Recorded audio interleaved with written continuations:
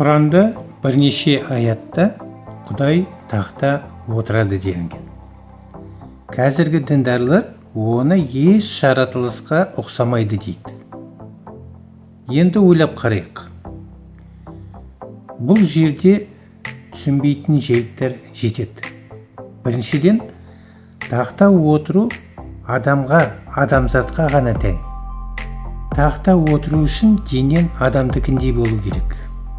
Мәселен, тасбақа тақта отыра алмайды ғой, физиологиясы басқа. Арыстан да отыра алмайды, дене бітімі сай емес.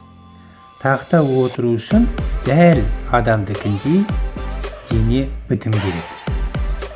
Я құйрығымен отырасың, тізен бүгулі аяғын салбырап тұрады. Демек, Құдайдың ешбір жаратылысқа ұқсамауы ол да миф. Бұны екі түрлі троллингте қолдансаң да болады. Біріншісі, Құдайдың физиологиясы адамға ұқсайды. Екіншісі, Құранды адам жазған және өз түйсігінен әрі жазалмаған. Тақта отыру тек дәрежесі жоғары тұлғаға тән. Сондықтан Құдайды таққа отырғызған.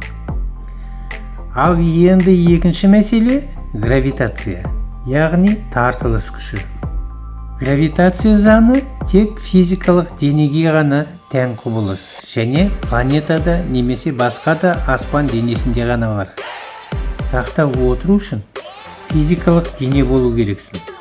Отыру тек жерде немесе басқа гравитациясы бар планетада мүмкін нәрсе. Космоста орындықтың, тақтың наққа да керек жоқ.